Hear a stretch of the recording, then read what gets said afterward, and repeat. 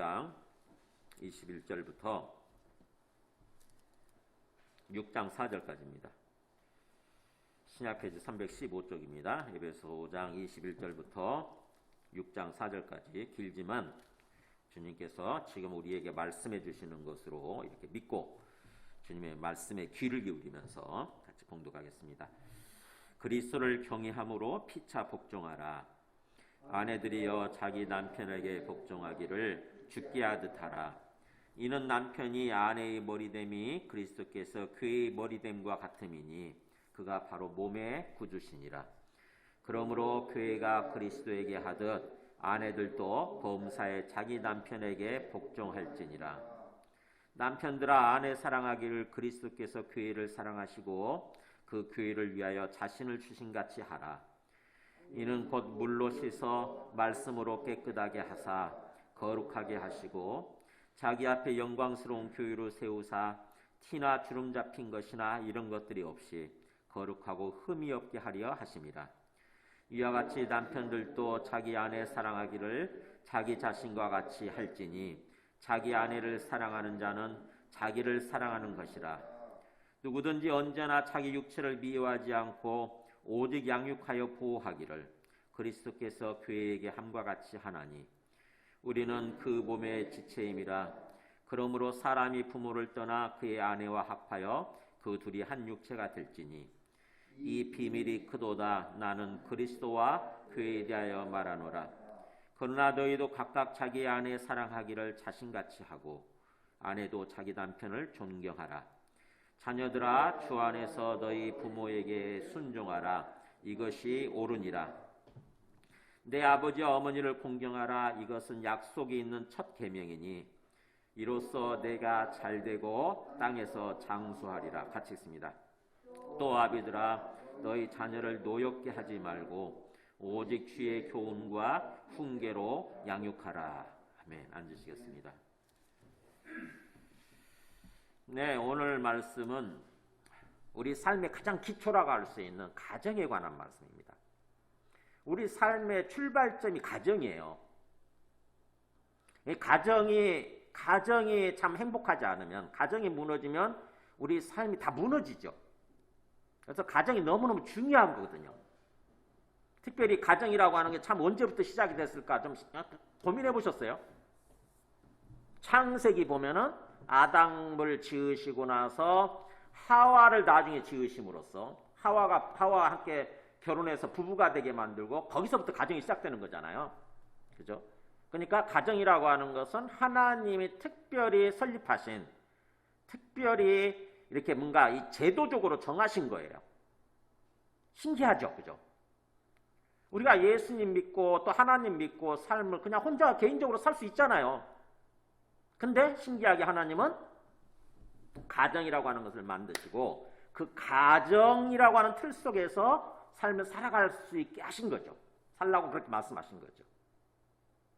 그렇기 때문에 이 가정이라고 하는 것에는 하나님의 깊은 뜻이 담겨 있어요. 가정이라고 하는 것에는. 그래서 우리가 말씀을 통해서 그걸 깨달아야 되는 거죠.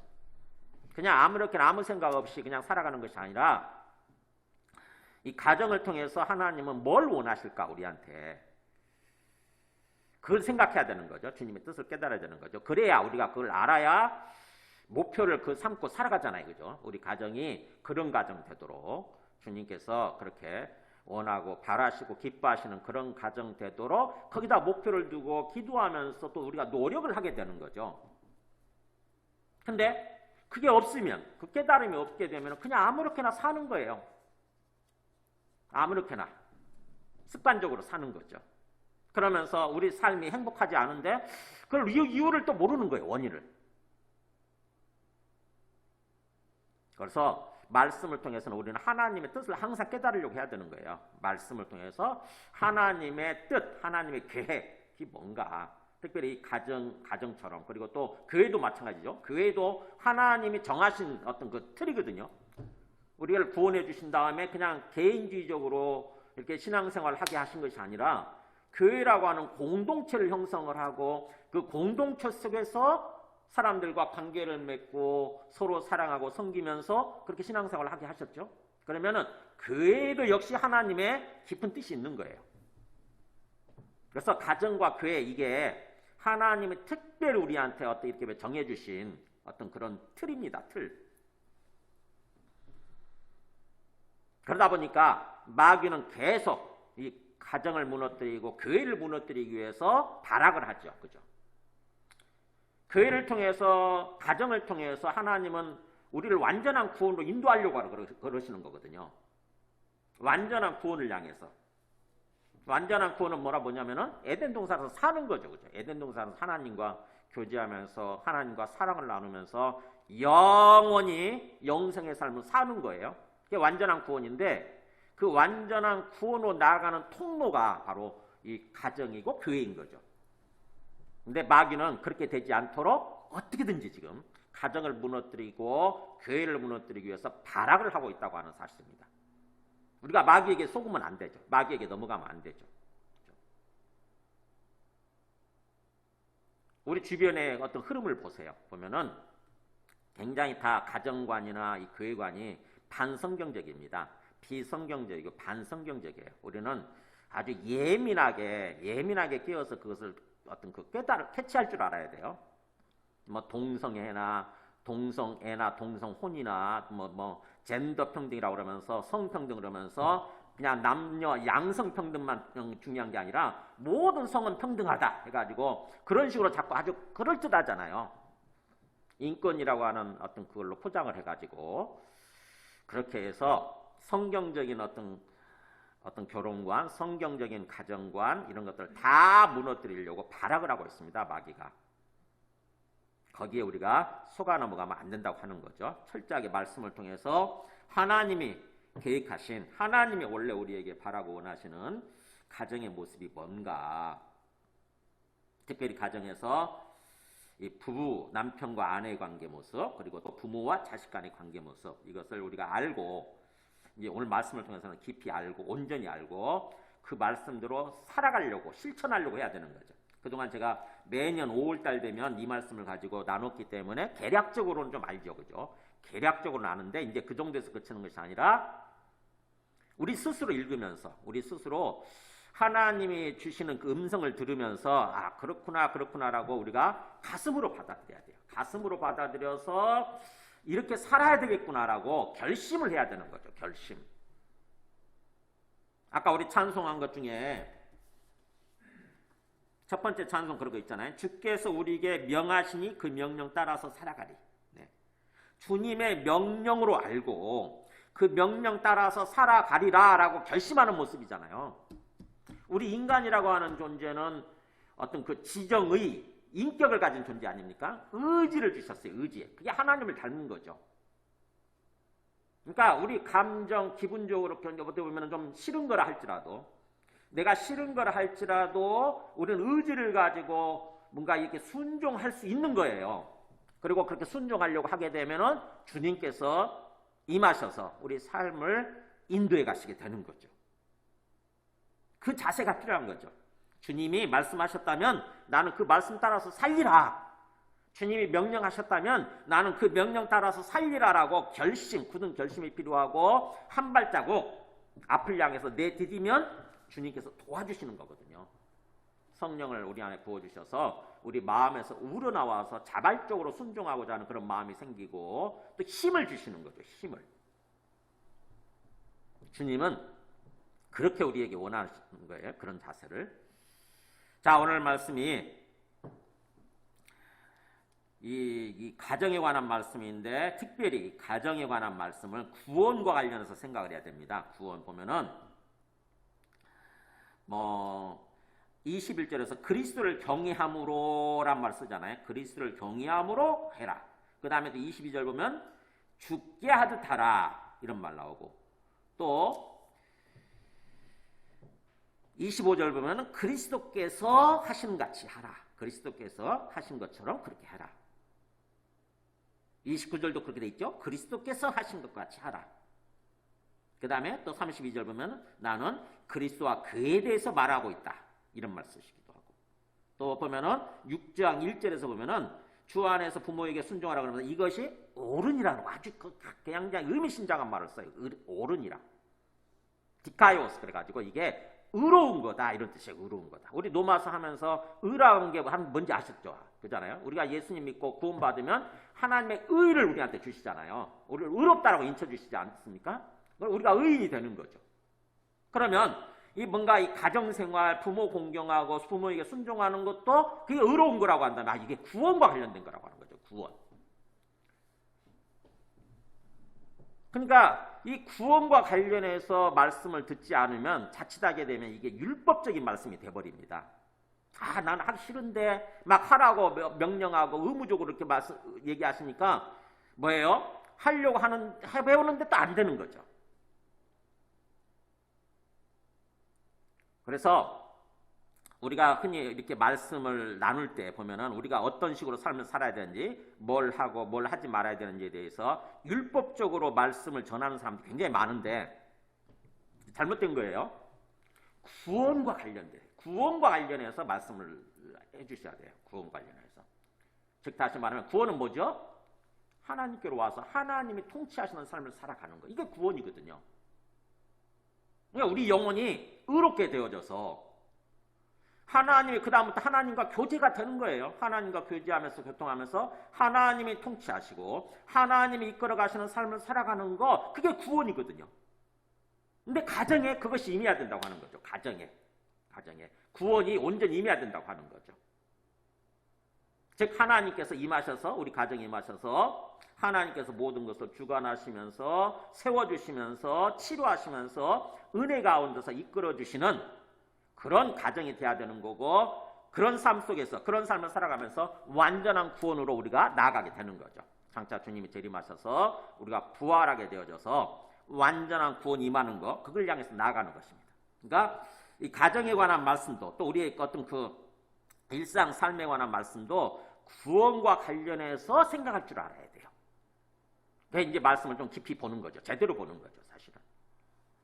구원과 관련해서 자칫하게 되면 구원이라고 하는 것은 자꾸 우리가 죽어서 가는 어떤 천당, 죽어서 천당 가는 거, 사후의 세계에만 국한시켜서 그렇게 생각을 하기 쉬운데 그렇지 않다고 하는 것입니다. 성경이 말씀하는 구원은 이 땅에서부터 하나님이 하나님으로 임하셔서, 하나님이 주님으로 임하셔서 통치하시는 삶을 살아가는 거, 그거를 다른 말로 하나님 나라 그래요.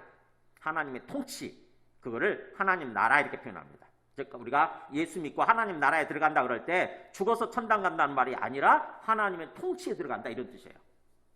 하나님이 하나님 되셔서 하나님의 통치에 들어가는 거다. 그 구원이, 하나님 나라가 이 땅에서 우리 삶 속에서부터 임해야 되는 거죠. 특별히 우리 삶의 가장 출발점이 되는, 기초가 되는 가정에서부터 그게 임해야 된다고 하는 것입니다. 주님께서는 그걸 우리한테 원하시는 거예요. 자, 오늘 말씀을 나누기 전에 우리 부모에 관한 말씀을 좀 마음을 좀 깨우기 위해서 그들이 익숙한 음식을 엄마를 통해서 이렇게 해 주는 거죠. 자, 오늘 우리가 참 무심코 살아가는 어떤 부모님의 은혜 이런 거 모르고 습관적으로 이렇게 살아가죠. 습관적으로 받아들이고. 근데 오늘 가정의 날을 맞이해서 좀 깊이 한번 어떤 그 부모님의 사랑에 대해서도, 그리고 또 우리 어떤 그 가정에서의 어떤 그 배우자와의 관계에 대해서도 좀 생각해 볼 필요가 있는 거죠. 자, 오늘 말씀 보면은요, 오늘 말씀 일단 맥락부터 한번 보세요. 22절부터 보면은 33절까지는 그 남편과 아내 관계에 대해서 얘기를 하지 않습니까? 그죠?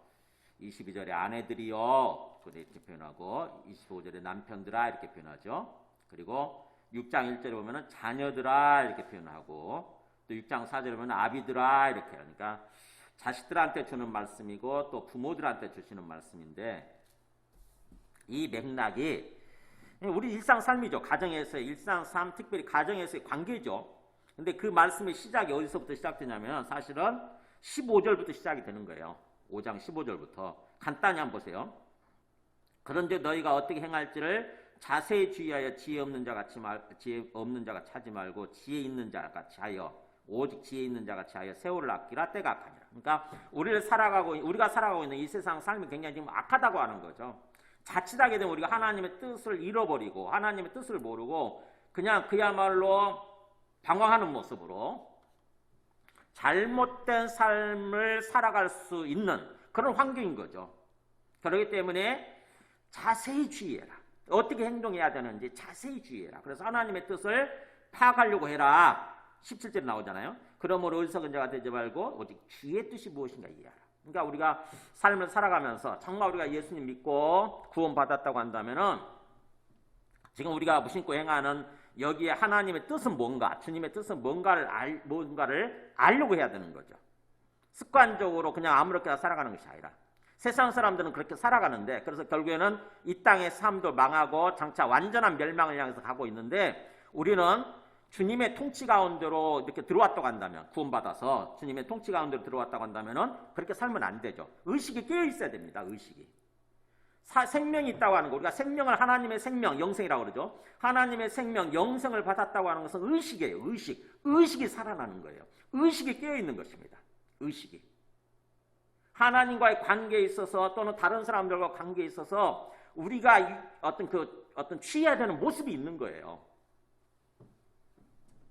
그걸 깨닫는 거, 그런 삶을 살아갈 수 있게 되는 거, 그거를 의로 인침받았다, 의를 얻었다 그렇게 표현하는 거예요. 로마서에서는. 그래서 의를 얻었다고 하는 것은 예수 믿고 의를 얻었다, 하나님의 의를 얻었다라고 하는 것은 바로 뭐냐면은 정상적인 어떤 관계에 들어갔다.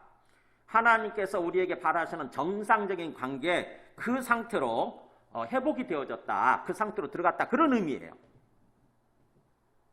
그래서 우리가 삶 속에서 생각을 해야 되는 거죠. 이게 하나님의 뜻이 뭘까? 주님의 뜻이 뭘까? 여기에 담겨있는 주님의 뜻이 뭘까를 생각해라고 하는 거죠. 그러면서 절대로 술 취하지 말라. 술보다 뭐예요? 성령으로 충만을 받으라. 성령에 취하는 삶을 살아라. 성령은 뭐냐면 하나님의 영이죠. 그죠? 하나님의 영. 세상 사람들은 술 취한 삶을 살죠. 술이 주인이 돼가지고 술이 이끌어가는 삶을 살아요. 그러니까는 정신줄을 놓은 모습으로 방탕한 데라고 그랬죠. 그게 술 취하지 말라 이는 방탕한 것이 정신줄이 놓아진 모습이에요. 하나님께서 원하시는 그런 어떤 삶을 제대로 된 삶을 살아가는 것이 아니라 정신줄이 놓아진 그런 잘못된 삶을 살아가는 거니까 우리는 세상 사람들과는 다르게 하나님의 영인 성령으로 항상 충만한 상태를 어떤 유지하고 그런 삶을 살아야 된다고 하는 거죠. 그러면서 오늘 말씀이 시작되는 거예요. 21절에서 서로의 관계 속에서 사람들과의 관계, 모든 어떤 그 사람들과의 관계 속에서 그리스도를 경외함으로 서로에게 복종하는 삶. 그러면서 이제 구체적으로 우리 삶의 출발점이 되는, 우리 모든 관계의 출발점이 되는 부부관계를 얘기하는 것입니다. 결혼해보면 알지만 부부관계가 출발점이에요. 결혼하지 않은 사람들은 부모 자식 간의 관계가 출발점이죠. 근데 결혼한 사람들은 부모 자식 간의 관계보다도 부부관계가 더 가까워요. 부부관계는 영촌이잖아요. 영촌. 한 몸이거든요. 한 몸. 한 몸. 그래서 삶의 출발점이 부부입니다. 그래서 거기서 무너지면 다 무너지기 시작하는 거예요. 다. 삶이. 그렇기 때문에 이 에베소에서 말씀은 사도 바울은 부부관계부터 시작을 하는 거예요. 그게 너무 중요하기 때문에. 그래서 아내들한테는 권면하는 게 뭐죠? 22절부터 24절까지 보면은 아내들이 자기 남편에게 복종하기를 죽게 하듯 하라. 이 딱 남편 아내들 불러놓고 남편에게 복종하라 그러니까 딱 거부감 생기죠. 그죠? 그것부터 거부감이 생기죠. 근데 그래서 사도 바울은 사실은요. 복종이란 말이 여기 없어요. 원래 원문에는. 어떻게 한 줄 아세요? 남편에게 하기를 이렇게 되어 있습니다. 남편에게 하기를 죽게 하듯 하라. 아주 기가 막히게 돌리는 거죠. 이렇게 살짝 돌리는 거죠. 죽게 하듯 하라. 남편에게 하기를 죽게 하듯 하라. 그러면서 23절에 이는 남편이 아내의 머리됨이 그리스도께서 그의 머리됨과 같음이니 그러면서 우리는 그 몸의 어떤 그 몸의 일부인 것이고 그 다음에 그리스도께서 몸의 구원자가 되시는 거다. 그리고 24절에 그렇기 때문에 그애가 그리스도께 복종하듯이 여기서 그렇게 되어 있습니다. 그애가 그리스도에게 복종하듯이 아내들도 범사에 자기 남편에게 하라 이렇게 되어 있어요. 우리는 번역을 그냥 미루어 짐작해서 번역을 해버린 것 같아. 아내들이 남편에게 복종하라는 말을 직접적으로 이렇게 쓰고 있는데 사도 바울은 복종이란 말은 그애가 그리스도에게 복종할 때 이런 말 쓰고요. 그애가 그리스도에게 복종하듯이 그냥 아내들도 남편에게 그와 같이 하라 이렇게 됐습니다. 아내들도 남편에게 하라. 교회가 그리스도에게 하듯이 아내들도 남편에게 하라 이렇게 되어 있습니다. 그러니까 아마 거부감을 갖지 않도록 일부러 그렇게 한 것 같아요. 그러면 교회가 그리스도에게 하는 것은 복종만 있는 게 아니잖아요. 그죠? 교회가 그리스도에게 하는 것은 복종만 있는 게 아니에요. 사랑하고 그야말로 내 어떤 우리는 교회가 예수 믿는 사람들이잖아요. 우리 예수 믿는 모든 사람들은 그리스도인들은 그게 교회인데 그리스도를 향해서 우리 전부를 바치죠. 그잖아요. 우리 전부를 바치는 거예요. 그렇게 하듯이 아내들도 남편에게 그렇게 죽게 하듯 하라 이렇게 되는 거죠. 죽게 하듯. 자, 그러면서 또 남편들은 핵심을 잘 잡아야 돼요. 남편들은 또 어떻게 하라고 되어 있냐면 남편들은 아내 사랑하기를 그리스도께서 교회를 사랑하시고 교회를 위하여 자신을 주신 같이 하라. 네. 기준이 뭐냐면 그리스도께서 하시듯이요. 그리스도께서 교회에게 하시듯이 그렇게 남편들도 아내에게 하라 이렇게 되어 있습니다. 그리스도께서 교회에게 어떻게 해주셨느냐? 네, 교회를 사랑하셔서 자기 생명을 바쳐서 구원하시죠. 그죠? 교회를 만드시죠. 교회를. 자기 생명을 바쳐서, 목숨을 바쳐서. 그러는 것처럼 그렇게 사랑하라고 하는 거예요. 그러면서 좀 복잡한 얘기, 신학적으로 복잡한 얘기가 26절, 27절은 나오죠. 그죠?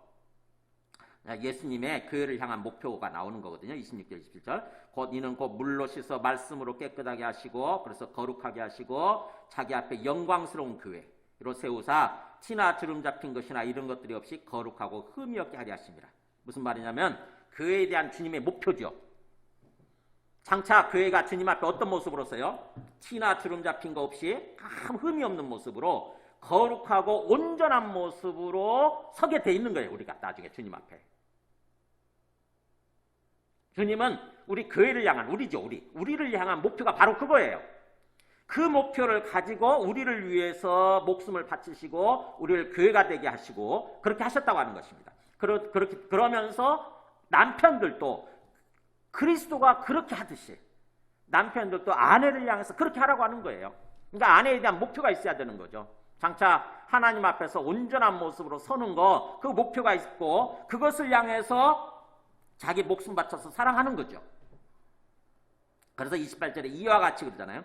이와 같이 즉 그리스도께서 교회를 위해서 그렇게 하신 것처럼 이와 같이 남편들도 자기 아내 사랑하기를 자기 자신, 자기 몸처럼, 자기 생명처럼 그렇게 할지니 자기 아내를 사랑하는 것은 곧 자기를 사랑하게 되는 거다.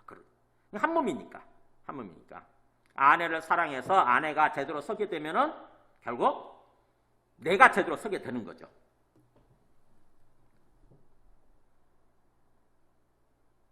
그래서 29절 끝에 그리스도께서 교회에게 함같이 하라. 그러면서 32절 보세요. 좀 엉뚱생뚱한 말씀 갑자기 튀어나옵니다. 이 비밀이 크도다 나는 그리스도와 교회에 대하여 말하노라 그랬어요. 갑자기 남편과 아내 관계를 얘기하다가 왜 갑자기 이 비밀이 굉장히 크다고 그러면서 나는 그리스도에 대해서 그리고 교회에 대해서 말하고 있다 이렇게 표현하는 거예요. 뭐죠? 여러분 뭐라고 생각을 하세요 이게? 바로 남편과 아내 관계는 그리스도와 교회의 관계를 반영하고 있다고 하는 것입니다. 즉 다시 말하면 하나님과 하나님의 백성 간의 관계를 보여주는 것이 바로 남편과 아내 관계라고 하는 거예요. 그러니까 여기에 가정이라고 하는 것을 세우신 이유가 나오는 거죠. 하나님이 왜 갑자기 아담을 만드신 다음에 나중에 하와를 만들어서 부부가 되게 하셨을까? 뭐예요? 아담과 하와가 서로 사랑하면서 그것을 통해서 하나님이 우리를 어떻게 사랑하신가를 배우기 위해서 깨닫도록 하기 위해서 그렇게 주신 거죠. 그러니까 남편과 아내 관계, 부부라고 하는 것은 그냥 자식 낳고 살면 그게 전부가 아닌 거예요. 하나님의 의도는, 하나님의 목적은 뭐냐면 그 관계를 통해서 하나님이 어떻게 우리를 사랑하시는지, 하나님이 우리를 어떤 삶으로 인도하려고 하시는 건지 그거를 배우라고 하시는 거죠. 그걸 깨닫기를 원하시는 것입니다. 세상 사람들은 죽었다 깨나도 이걸 생각 못하죠. 그죠? 그냥 남편과 아내가 한 남자 한 여자가 만나서 자식 낳고 살면 그게 전부라고 생각을 하는 거예요. 근데 성경적으로 처음 그 가정이라고 하는 거, 부부라고 하는 것을 시작하신 하나님의 의도는 뭐예요? 그 관계를 통해서 하나님과의 관계, 하나님이 얼마나 우리를 사랑하시는지, 하나님이 우리를 어디로 이끌려고 하고 계시는지 그거를 배우라고 하는 거예요. 그걸 깨닫고 배우라고 하는 거죠. 그래서 남편과 아내 관계는 그리스도와 그의 관계의 비밀이 숨겨져 있다. 그러니까 우리가 이 결혼 생활의 목표를 그냥 뭔가 좀 깊이 새롭게 생각을 해야 되는 거죠. 단순히 아이만 낳고 자식만 낳고 기르면 그게 전부가 아니라 뭐예요? 하나님의 목표대로 정해야 되는 거죠. 이 관계를 통해서 하나님이 얼마나 우리를 사랑하시는지 이걸 알려고 해야 되는 거죠.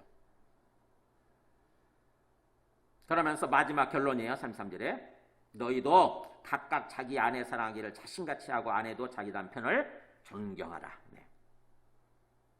그러니까 아내는 앞에서 분명히 어떤 남편에게 죽게 하듯이 하라 이렇게 말씀하셨고 또 남편은 아내를 향해서 그리스도께서 하시듯이 그렇게 하라고 그랬는데 여기서는 좀 더 구체적으로 그렇게 얘기하죠. 아내를 사랑하고 또 자기 몸처럼 자기 생명처럼 사랑하고 아내도 남편을 존경해라 이렇게 존경. 단순히 사랑이 아니라 존경하라고 이렇게 되어 있는 거죠. 가정에 이게 창조 질서예요. 가정이라고 하는 것을 시작하신 하나님의 창조 원리, 창조 기준 이거예요. 그러니까는 오늘 당장 지금 당장 내가 이렇게 순종하면서 실천하지 못한다 할지라도 오늘 말씀을 통해서 깊이 깨닫고 목표를 둬야 되는 거죠. 목표를 정해야 되는 거죠. 내가 이런 삶을 살아야지.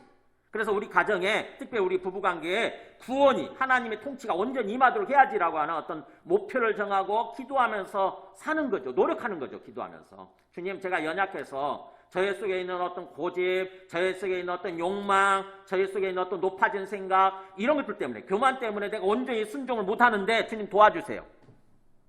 저의 연약함을 긍휼히 여겨주시고 저를 도와주세요. 온전히 말씀대로 순종할 수 있도록 말씀대로 살아갈 수 있도록 저를 도와주세요라고 기도해야 되는 거죠.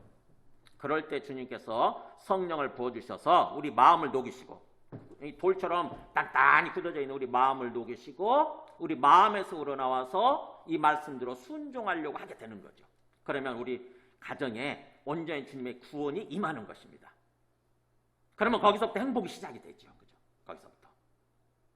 이 세상의 흐름과는 완전히 반대죠. 그죠? 세상의 흐름과는 완전히 달라요.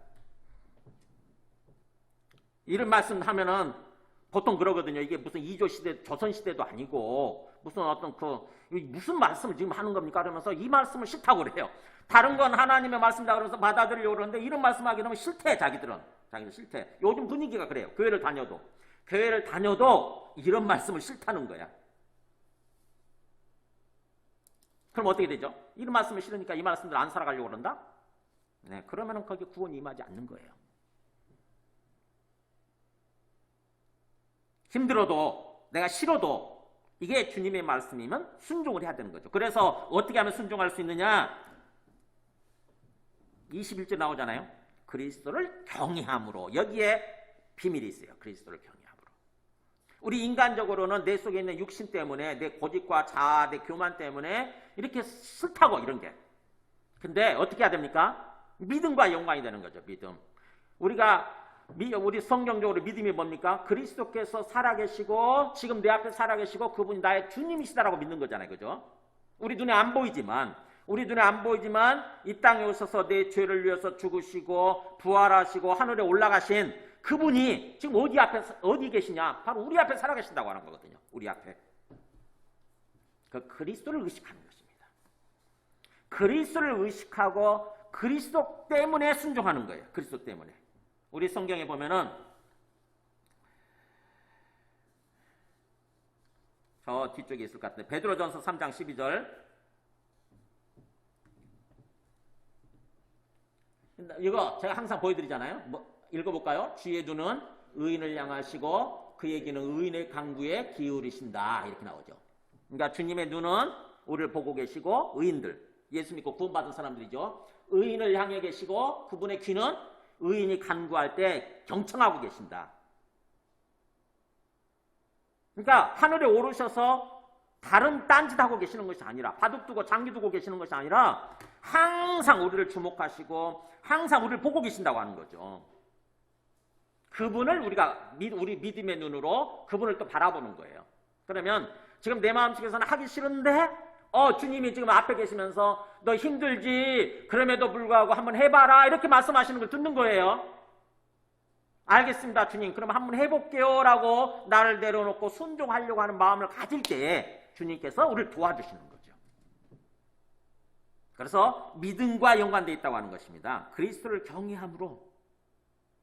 그래서 빌립보서 2장 12절 여기 가로를 쳐주세요. 여기 가지고 지워졌지? 항상 복종하여 두렵고 떨림으로 너희 구원을 이루라. 이 두렵고 떨림이 바로 뭐냐면은 바로 여기서 말하는 아까 21절에서 말하는 경외함이라고 하는 거예요. 경외함. 항상 주님을 경외함으로 내 앞에 계시는 주님을 의식하는 거죠. 아까 의식이 생명이라고 했잖아요. 우리가 생명을 받았다고 하면서 의식이 깨어나는 거라고 그랬죠.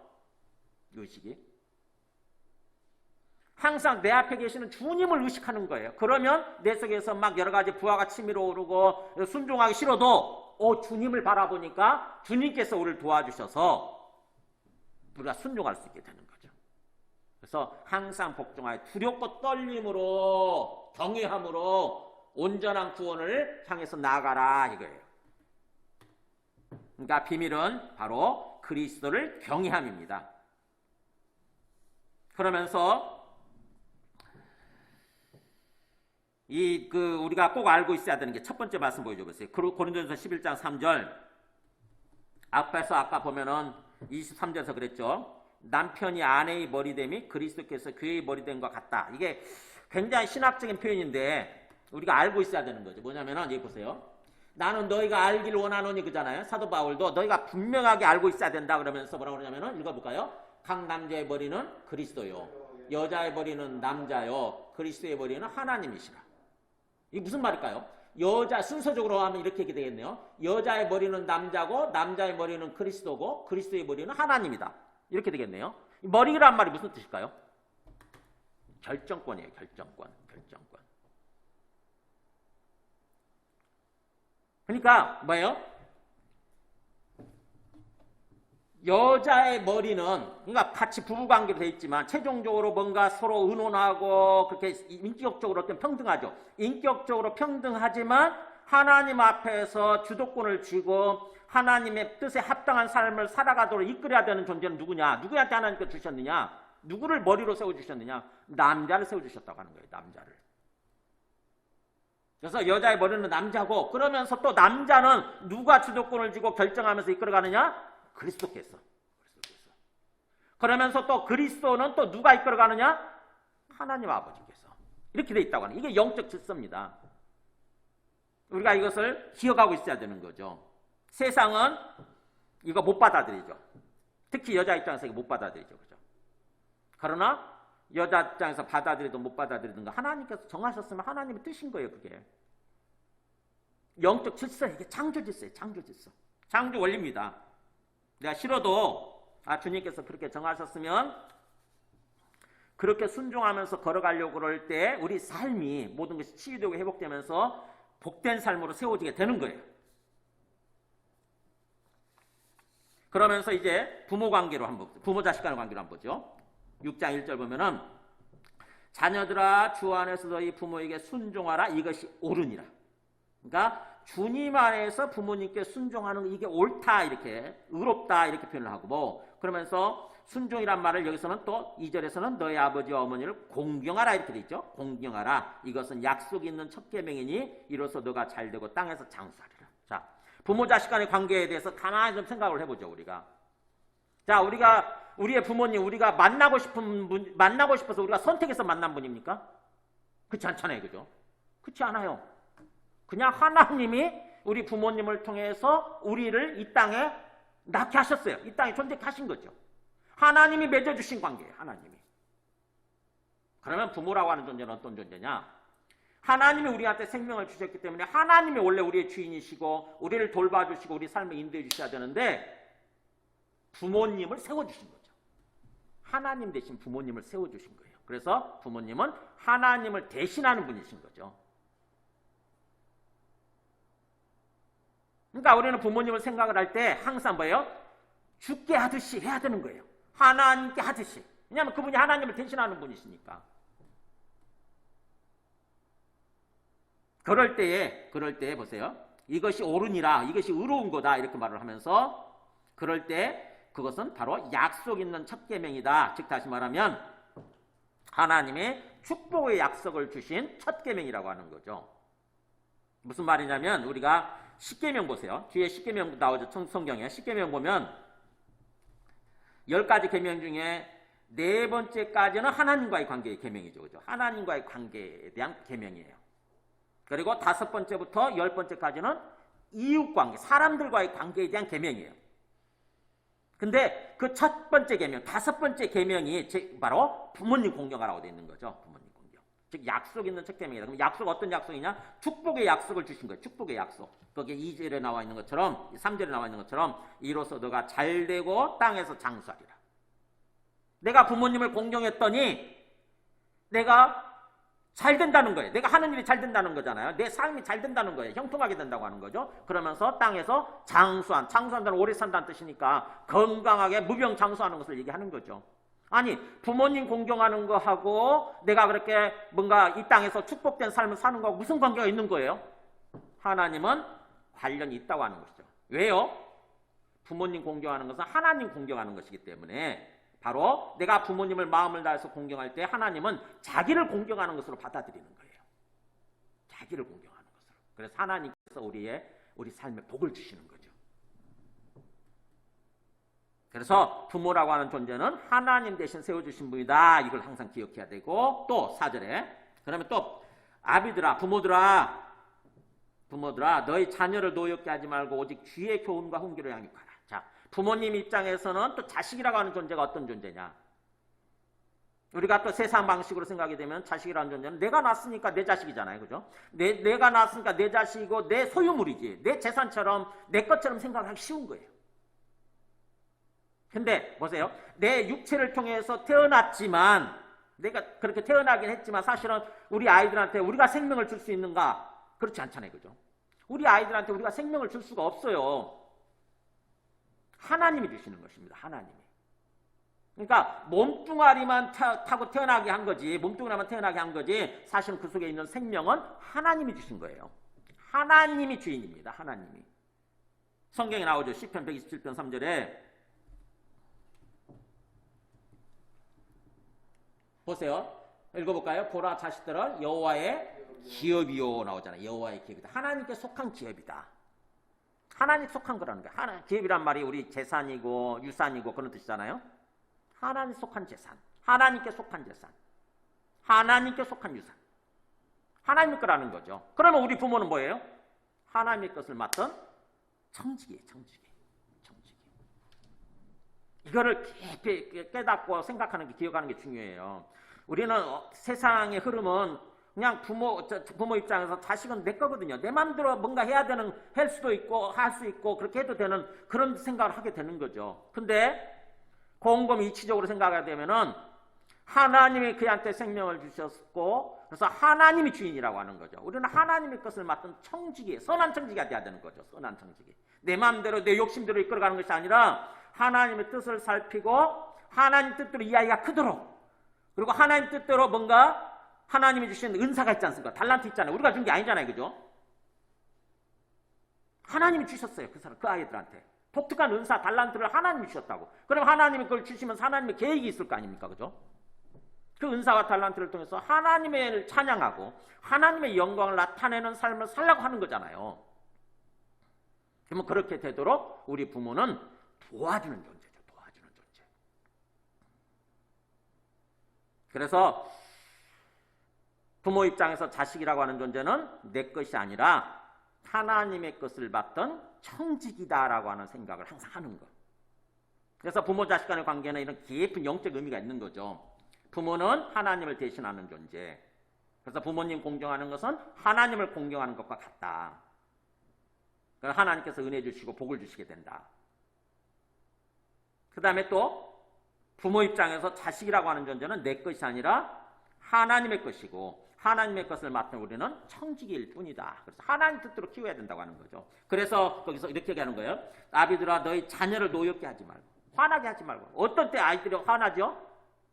네, 하나님의 뜻을 거스르고 또 자기 스스로 아이들이 뭔가 하나님의 생명을 받았기 때문에 스스로 자기 결정권도 있거든요. 근데 그거를 무시하고 부모가 강압하고 억누르게 되면 아이가 튕겨나가는 거예요. 아이의 인격이 손상되면서 튕겨나가는 거, 반항하게 되는 거죠. 그렇게 하지 말고 오직 주님의 교훈과 훈계로 양육하라. 조금 쉽게 얘기하면 주님의 교육 방식 그리고 주님의 훈련 방식이에요. 주님의 교육 방식과 주님의 훈련 방식으로 아이를 키우려고 해라 라고 하는 거죠. 그러니까 저는 참 여러 가정 이렇게 신방하면서 그런 거 많이 봤어요. 특히 우리 집 세상의 흐름, 이 강남 땅 있잖아요. 특히 서초동 사랑교에 있는 그 강남 땅의 흐름은요, 아이가 완전히 부모의 어떤 소유 재산이야. 부모가 오로지 자기 욕심을 위해서 그런 식으로 아이를 막 키우고 그러다 보니까 아이들이 튕겨나가는 경우 되게 많이 봤거든요. 하나님 주신 은사, 달란트 다 무시해버리고 오로지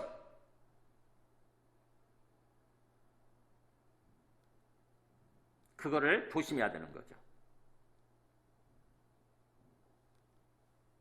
지금 세상의 흐름은 그런 식으로 가고 있습니다.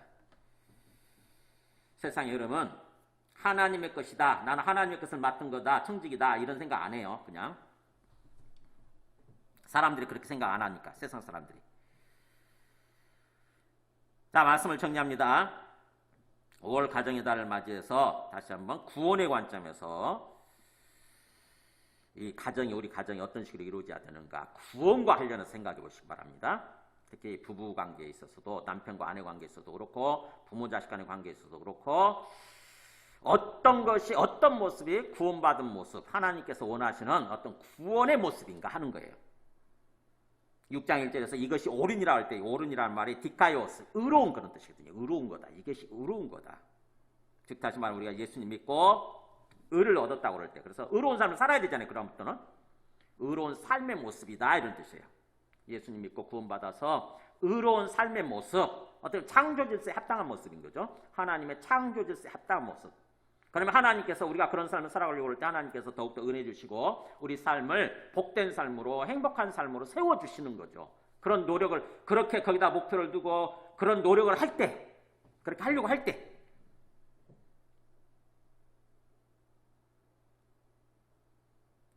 디모데후서 마지막 말씀 한번 보여줄까요? 디모데후서 3장 1절 보면 말세가 되면 세상이 어떤 식으로 변할지 이렇게 나오잖아요. 보면은 말세가 되면 고통하는 때가 막 이럴 거다. 날뛰는 때라는 뜻이에요. 원래 날뛰는 때가 이럴 거다 그러면서 사람들이 자기 사랑하고, 자기가 주인이에요. 돈 사랑하고, 돈 때문에 다 모든 거 다 없애죠. 다 거역하고, 부모도 보고 다 필요 없죠. 돈 때문에. 돈이 주인이니까. 자기 자랑, 교만, 비방, 부모 거역하고, 감사할 줄 모르고 거룩하지 않고, 배신을 밥 먹듯이 하고, 조급하고 자만하고, 쾌락을 하나님 사랑보다 더하고, 그래서 경건의 모양은 있으나 말은 신앙생활을 한다 이런 뜻이에요. 나는 기독교인이다 그러면서 종교 활동은 해. 그러나 경건의 능력은 부인하니. 에이, 또 이렇게 한다고 해서 뭐가 있으려고 그냥 하는 거지 뭐, 이런 생각 하는 거죠. 진정한 믿음의 능력, 진정한 믿음에서 나오는 어떤 그 권능, 이거는 무시하는 거죠. 그러니까 종교 활동이 돼버리고 있다고 하는 거죠. 세상의 흐름은. 그런 사람들 만나면 어떻게 하라고요? 따라가지 말고 이 같은 자들에게서 너가 돌아서라 이렇게 돼 있어요. 따라가지 마라. 돌아서라. 너는 네 길을 가라 이거죠. 너는 네 길을 가라. 사람들이 멸망의 길을 간다고 해서 나도 그렇게 멸망의 길을 따라갈 필요는 없잖아요. 그죠? 사람들은 말 안 듣고, 하나님 말씀 안 듣고 그냥 자기 고집 때문에, 자기 욕심 때문에, 자기 교만 때문에 멸망의 길을 가면 내버려 두는 거예요. 그냥 내버려 두는 거예요. 한두 번 권면하고 안 들으면 어쩔 수가 없거든. 그거.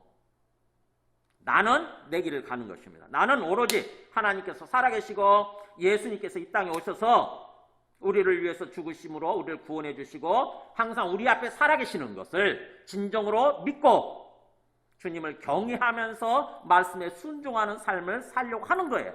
그럴 때 주님께서 그런 우리의 믿음이 있을 때 우리의 믿음을 보시고 우리의 삶을 세워주시게 되는 거죠. 복된 삶으로. 우리는 그 길을 가는 것입니다. 그래서 이 부모 자식 간, 남편과 아내 관계뿐만 아니라 이 부모 자식 간의 관계에 대해서도 오늘 이 성경적인 어떤 그 그 성경이 말씀하는 것을 자세히 천천히 읽어보시면서 깨닫고 내 것으로 이렇게 결심하시기 바랍니다. 내가 이런 삶을 살아야 되겠다. 이렇게 목표를 정하고 주님께 기도하는 거예요. 내 연약함을 도와주세요. 내 부족함을 도와주세요. 채워주세요. 이렇게. 그 의지에서 마음에서 우러나와서 해보는 것입니다. 부모님 공경하라 그랬으면 이번 주 오늘 어버이날이네요. 한번 해보세요. 내가 어떻게 부모님을 공경하는 게 어떤 모습일까?